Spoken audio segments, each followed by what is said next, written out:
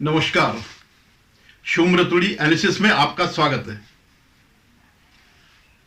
कल का जो दिन था बड़ा राजनीतिक गहमा गहमी का दिन था। कल दो घटनाएं हुई जिन्हें अलग क्वार्टर्स, अलग राजनीतिक समूह या उसका फायदा लेना चाह रहे हैं। एक तो पहले आया सुप्रीम कोर्ट का जजमेंट जिसमें उसने स्टेट बैंक ऑफ इंडिया को कहा है कि जितने भी आपके पास डाटा हैं इलेक्टोरल बॉन्ड के कि कहां कहां से मिले, कितने मिले और किसको दिए, वो आप सार्वजनिक करें। और दूसरा आया जो सीएए, जो बहुत प्रतीक्षित था, जिसकी बड़ी इंतजार की जा रही थी। कानून तो 2019 में बन गया था, लेकिन उसका इम्प्लीमेंटेशन और उसके रूल्स एंड रेगुलेशन कल जो है केंद्रीय गृह मंत्रालय द्वारा जारी किया गया। और यह एक राहत की बात उन लोगों के लिए जो वर्षों से भारत में रह रहे हैं। पाकिस्तान, अफगानिस्तान, बांग्लादेश से आए हुए हिंदू, जैन, बुद्ध, ईसाई, इस समुदाय के सारे के लोग जो है, जो यहाँ बगैर किसी डॉक्यूमेंट के रह रहे हैं और गैर नागरिक के रूप में रह रहे हैं। तो बातों की चर्चा करूंगा। उससे पहले मेरा आपसे निवेदन है कि आप मेरे इस चैनल को सब्सक्राइब करिएगा और जो मैं बोल रहा हूं, जो मेरे वीडियो में है, उस पर आप जरूर कमेंट कीजिएगा। जो कुछ मैंने पॉइंट्स रखे हैं उन पर आप अपनी राय जरूर व्यक्त करिएगा। धन्यवाद। तो पहले मैं आता हूं सीएए पर, यानी सिटीजनशिप अमेंडमेंट एक्ट, जो 2019 दिसंबर में संसद ने पास किया और उसको जो है लागू अब किया गया। तो बहुत से, पहले तो आप जान लीजिएगा, वैसे तो सबको पता ही है कि ये उन लोगों के लिए है जो पाकिस्तान, बांग्लादेश और अफगानिस्तान में गैर मुस्लिम है और जो धर्म के नाम पर प्रताड़ित हो रहे हैं। आपको मैं बता दूं, आजादी के दौरान वहां क्या हिंदुओं की जनसंख्या थी या गैर मुसलमानों की क्या जनसंख्या थी? पाकिस्तान में 15% थे, आप 1.6% रह गए। बांग्लादेश में 22% थे, आज 9.5% रह गए। और अफगानिस्तान में 7-8 लाख के करीबन लोग थे, जो 7,000 रह गए। ये सब जानने से पहले हमें थोड़ा इतिहास पर नजर डालनी पड़ेगी। इस देश का बंटवारा धर्म के आधार पर हुआ। बाबा साहब अंबेडकर ने इस्लाम की बड़ी अच्छी व्याख्या करी कि जो देश जहां इनका शासन नहीं है इस्लाम का, उसको वो अपना देश नहीं मानते और इसीलिए उन्होंने अलग एक राष्ट्र की स्थापना करी। ठीक है, चलो दे दिया। लेकिन उसके बाद जो हुआ, बंटवारे के बाद जो हुआ, वो हिंदुओं के लिए या गैर मुसलमानों के लिए बहुत ही पीड़ादायक था। आपने तब की बहुत सी खबरें सुनी होंगी, कहानियां सुनी होंगी, किस तरह मारकाट मची थी। तो जो गांधी, नेहरू, कांग्रेस लाखों लोगों के हत्याओं के जिम्मेवार हैं। अगर इनको देश का बंटवारा धर्म के आधार पर जब हो ही गया था, तो क्यों नहीं पूरी जनसंख्या की अदला बदली की गई? किसके भरोसे आप बैठे थे? जो 700-800 साल तक हमारे साथ रहने के बावजूद हमारे खून के प्यासे थे, उनके भरोसे क्यों इन लोगों को छोड़ दिया? क्यों नहीं पूरी की पूरी जनसंख्या जो है अदला बदली करी? उस समय की मारकाट की तो छोड़िए, उसके बाद भी कहां गए लोग? क्या उनकी स्थिति है? आज हम रोज देखते हैं हिंदू लड़कियों का जबरन जो है उनको अगवा किया जाता और उनको सेक्स स्लेव बनाया जाता, उनसे इस्लाम कबूल कराया जाता, बुड्ढे बुड्ढे जो है उनसे शादियां करते हैं। और सब चीजें तो छोड़ ही दीजिएगा, लेकिन सबसे बड़ी बात क्या है? ये जो महिलाएं हैं, ये लड़कियां जो है, ज्यादातर जो पाकिस्तान और बांग्लादेश में जो लोग बचे हुए हैं, वे दलित समाज से आते हैं या ऐसे वो जो ईसाई हैं, वो भी पुराने दलितों से आते हैं, जो पहले दलित से ईसाई में कन्वर्ट हो गए होंगे। तो ये वो लोग हैं, ये आदिवासी, इस टाइप के लोग हैं। जो सक्षम लोग थे वो तो वापिस आ गए, जिन्हें अपनी उसमें खतरा था वो वापिस आ गए। जो बेचारे इनके उसमें आ गए, गांधी, नेहरू, कांग्रेस के बहकावे में आ गए कि इनका कोई बिगाड़ नहीं होगा, और जिन्होंने कहा कि हाँ नहीं होगा, वो बेचारे मारे जा रहे हैं, मारे गए, वो अभी तक मारे जा रहे हैं। हर रोज आपने खबरें सुनी होगी, आप देखते होंगे टीवी में कि इस लड़कियों को अगवा कर दिया गया, उसको अगवा कर दिया गया। वहां एक धंधा है इस बात का, एक मियां मिट्टू करके जो है मुल्ला है, जो इनको कन्वर्ट करके जबरदस्ती इस्लाम में ले जाता है। और ये कोई आज की बात नहीं है। जब देश आजाद हुआ तो उसके बाद बंगाल में एक वो थे जोगिंदर मंडल करके एक दलित नेता थे, और उन्होंने सिलहट जिले को अपने वहां पर दलितों और मुसलमानों की वो थी, उनका बहुमत था, तो उन्होंने दलितों को साथ मिल करके उसका विलय उसमें किया पाकिस्तान में, जो आज बांग्लादेश में है। और उसको उन्होंने कानून मंत्री बनाया, और वो व्यक्ति उस पर रहा इस उम्मीद में कि उनके साथ अच्छा व्यवहार होगा। मुसलमान उनको, जैसे आज मीम भीम का नारा लगता है, तभी इन्होंने ऐसे ही नारा लगाया था, इसी ढंग के झांसे दिए थे। और वो जो है, जब उससे नहीं रोका गया, मंत्री होने के बावजूद कानून मंत्री रहा, रोजगार मंत्री रहा, तो वो वहां से छोड़ छाड़ करके खुद कलकत्ता वापिस आ गया और एक अनाम सी मौत मरा। लेकिन लाखों लोगों को, उन लोगों को जो है अधर में छोड़ दिया, उन लोगों को प्रताड़ित होने के लिए छोड़ दिया। आज भी एक समाज है जो बांग्लादेश से वेस्ट बंगाल में शरण लिए हुए और कई सालों से रह रहे हैं। तो ऐसे लोग जो जी नहीं सके वहां पर, जिनका जीना दुभर हो गया, जिन्हें अपनी इज्जत की चिंता थी, वो लोग सब भारत में आ गए। और उनके पास भारत के अलावा कौन सा देश है जहां की उनको सुरक्षा मिल सके या उनको शरण मिल सके? एक हिंदुओं का एकमात्र यही तो देश है, यहीं से उनकी उत्पत्ति हुई।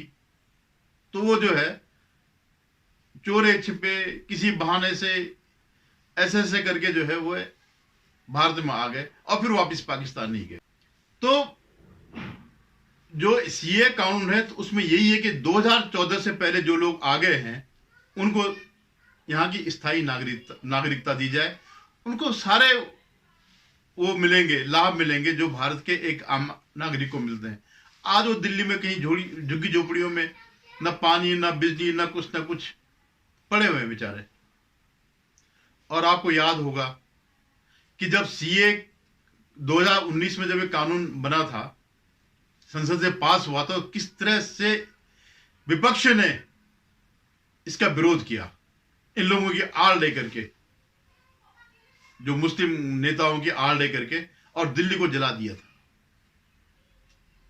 इतनी बेशर्मी दिखाई इन लोगों ने, जबकि इसमें कोई डिस्क्रिमिनेशन तो है ही नहीं। ये जो उसका कानून, इसका भारत के मुसलमान से कोई भी संबंध नहीं है, दूर दूर तक संबंध नहीं है। लेकिन उन्होंने दिल्ली जला दी, सिर्फ किस लिए? वोट बैंक के लिए। आज जो इंडिया अलायंस है, इसी वोट बैंक के लिए ये अलायंस बना हुआ है। तो देखिए कितने बेरहम लोग हैं ये, जो इसका विरोध कर रहे हैं, इसके लागू होने का। वे नहीं चाहते कि वो अपना जीवन जिए, एक इज्जतदार जीवन जिए, एक मानवीय जीवन जिए। अभी मैं उसका देख रहा था, जब कल इंप्लीमेंट हो गया, तो केजरीवाल का नंबर 1 का पाखंडी व्यक्ति कह रहा है इस देश में वैसे बेरोजगारी है, वैसे ये है, गरीबी है, रहने को जगह नहीं है, और आप विदेश से लोगों को यहां बुला रहे हैं। कौन सा विदेश है भाई? 47 तक तो हमारा ही देश था वो। और आपने दिल्ली में रोहिंग्याओं की बस्तियां बसा रखी हैं।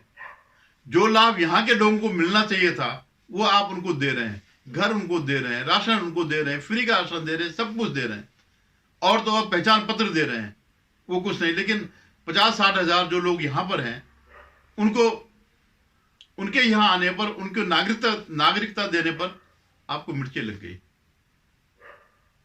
अभी एक आपने देखा होगा, ऐसे मूर्ख लोग हैं। स्वामी प्रसाद मौर्य एक यूपी का मंत्री रहा है, बीजेपी में भी रहा है, मायावती के साथ भी रहा है, और अखिलेश के साथ भी रहा है। अखिलेश साथ बीजेपी छोड़ के अखिलेश को ज्वाइन किया, अखिलेश छोड़ करके फिर अलग हो गया। वो कह रहा है ये जो है ये कानून दलितों, पिछड़ों, आदिवासियों, जंगल में रहने वालों को और गरीब गुरबों के खिलाफ है। कोई कहीं से भी इसका कोई संबंध नहीं है, बल्कि उल्टा है। जो जितने की वो बात कर रहा, उतने लोग जो वहां रह रहे हैं, इन देशों में रह रहे हैं, धर्म के आधार पर प्रताड़ित हो रहे हैं, उनको एक जीवन दिया जा रहा है। ऐसे ही ममता बनर्जी भी इसका विरोध करती रही है, और अभी कुछ राज्यों ने इसका विरोध किया। अब बहुत से लोग पूछते हैं कि क्यों नहीं, जब 2019 में अगर ये लागू हो गया था, बन गया था कानून, तो इसको लागू क्यों नहीं किया गया? तो उसके पीछे रैशनल है, क्योंकि उसमें पूरा एक माहौल बन गया था विपक्ष का, और देश में विपक्ष शासित कई सरकारें थी जिन्होंने कोऑपरेट करने से मना कर दिया कि हम इसको इंप्लीमेंट नहीं होने देंगे, और बगैर राज्य सरकारों के सहयोग से ही होना संभव नहीं था। फिर इस सरकार ने इसके लिए फिर रास्ता ढूंढा कि कैसे हम करें। अब उन्होंने ऐसी व्यवस्था कर दी है कि ऑनलाइन वहीं से रजिस्ट्रेशन होगा, आप जहां भी कहीं बैठे हो, और आपको, क्योंकि सिटीजनशिप तो केंद्र ही देता है, तो वो इनको सिटीजनशिप मिल जाएगी। अब इसमें कुछ लोग जो भी वॉलंटियर हैं या एनजीओ वाले हैं या हिंदू, सिख, ईसाई, जैनी लोग जो है, इनके जो एनजीओ टाइप के लोग हैं या वैसे सहायता करने वाले हैं, वो इस मामले में मदद करेंगे और इन लोगों को नागरिकता देंगे। अभी मैं पिरियानी विजयन, जो केरल का चीफ मिनिस्टर है, उसका कल ट्वीट आया कि हम इसको अपने राज्य में लागू नहीं होने देंगे। पहली बात तो तुम हो कौन? तुम्हारा तो सब्जेक्ट ही नहीं है सिटीजनशिप का। और दूसरी बात, मुख्य बात, कोई हिंदू क्यों केरल में जाएगा? अगर उसके नारकीय जीवन ही जीना है तो पाकिस्तान में क्या बुरा है? कम से कम पाकिस्तान में तो कभी कभार आवाज उठती है इंटरनेशनल फोरम पर, अगर वहां होता। केरल में जो हो रहा है वहां तो कोई पूछने वाला नहीं है, तो कोई क्यों जाएगा भाई? केरल कोई क्यों जाएगा? ये हिंदू जो प्रताड़ित हिंदू है धर्म के आधार पर। तमिलनाडु कोई क्यों जाएगा? बंगाल कोई क्यों जाएगा? वहां जाने का मतलब है कि हम पाकिस्तान से भी घनघोर स्थिति में, ये लोग जो गैर मुस्लिम है, उससे भी बुरी दशा में जाएंगे। तो अब ये कह रहे कि साहब, ये बीजेपी ने जो है एक राजनीतिक चाल चली कि इससे ध्रुवीकरण होगा। क्यों होगा ध्रुवीकरण? कानून है, और अगर आपको ये लगता है कि इसमें ध्रुवीकरण हो रहा है तो आप भी समर्थन में आइए, बोलिए, मदद करिए, जगह जगह कैंप लगाइए कि नहीं बिल्कुल ठीक है, इन लोगों को मिलना चाहिए, इन लोगों को भारत की नागरिकता मिलनी चाहिए, करिए, इनकी मदद करिए, निकालिए उन रोहिंग्याओं को जिनको तुमने बसा रखा, उनकी जगह पर इनको वो घर दीजिएगा। तो और इसके साथ ही सिर्फ इतना ही नहीं है, ये अंतर्राष्ट्रीय स्तर पर भी इसके खिलाफ काम शुरू हो गया। अभी वाशिंगटन पोस्ट ने कल जो निकाला है, अपनी पोस्ट में लिखा है कि भारत में ये लागू हो गया, जो एंटी मुस्लिम है। एंटी मुस्लिम का कोई मतलब ही क्या है? इसमें कोई मुसलमान इस्लामिक उसमें तो प्रताड़ित नहीं है, और अगर प्रताड़ित तो उनका शिया सुन्नी का झगड़ा है तो शिया वाले शिया देश में चले जाएं, सुन्नी वाले देश में चले जाएं। 50, 52, 55 इस्लामिक राष्ट्र है, तो जो जिस धर्म वाला है वो वहां चले जाए। भारत से क्या संबंध है? आपने तो विच्छेद कर ही लिया है, आपने तो अपना हिस्सा मांग लिया। अब आप शरणार्थी बनना चाहते हैं, इस आधार पर तो बहुत से देश है, पाकिस्तान से लगी हुई सीमा है, वेस्ट बंगाल से लगे हुए कई देश हैं जो इस्लामिक हैं, आगे जाकर के इंडोनेशिया, मलेशिया सारे साउथ एशिया में है। और अल जजीरा ने भी फिर यही बात करी कि ये एंटी मुस्लिम है। मतलब एक प्रोपेगेंडा, जो सोरोस वाला प्रोपेगेंडा जो ये चलाते हैं कांग्रेस और विपक्षी दल जो है, वो शुरू हो गया। ऐसे ही जो है अखिलेश, अब अखिलेश का तो 90% वोट तो वही है ना, तो वो भी जो है इस बात को लेके आ गया कि साहब ये ध्रुवीकरण की बात हो रही है। इसमें ध्रुवीकरण क्या है? ये तो 2019 का कानून है, क्यों नहीं लागू होना था? लेकिन सबसे मजेदार बात यह है, पिछली बार के मुकाबले इस बार जो इस्लामिक संस्थाएं हैं वे इसका समर्थन कर रहे हैं, वो विरोध नहीं कर रहे हैं। उनको पता चल गया कि हमें जो है इस्तेमाल किया जा रहा है। 3 संस्थाओं ने जो है इसका समर्थन किया। जैसे फरंगी महल, उसके मौलाना ने, जो उनके धर्मगुरु है, उन्होंने कहा सीएए से किसी मुसलमान को नुकसान नहीं है। ऐसे ही जो है इंडियन सूफी फाउंडेशन, उसकी कशिश वारिस है, तो उन्होंने कहा कि सियासी नेता, हमारे मुस्लिम भाई लोग सियासी नेताओं के बहकावे में ना आए और कोई गलत काम ना करे, इसके दुष्परिणाम न भुगते। इसका भारत के मुसलमानों से कोई संबंध नहीं है। ऐसे अजमेर दरगाह के जो सूफी है या जो भी है इनके, वो उनका भी इस तरह के बयान आए। वो लोग, पिछली बार तो ये लोग सब खिलाफ थे, लेकिन अब वो समझ चुके हैं कि हमारा इस्तेमाल किया जा रहा है, हमें वोट बैंक के रूप में जो है इस्तेमाल किया जा रहा। ये लोग तो हमें भड़का देते हैं, हम लोग दंगे करते हैं, हमारे लोग दंगे करते हैं, जेलों में चले जाते हैं और इनको वोट मिल जाते हैं। तो ये एक बहुत बड़ी बात है। तो ये एक बहुत अच्छा एक स्टेप है जिसकी बहुत प्रतीक्षा की जा रही है।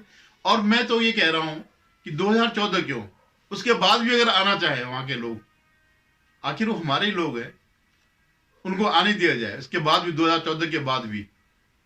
और यहां से रोहिंग्याओं को हटाओ, बांग्लादेशी घुसपैठियों को हटाओ, उनकी जगह उनको शिफ्ट करो, पूरे ले आओ। जो 1947 में जो काम नहीं हो पाया वो इसे अब पूरा कर दे। धन्यवाद। अगर आपको मेरा वीडियो पसंद आया तो पुनः निवेदन है, कमेंट जरूर करेगा। धन्यवाद।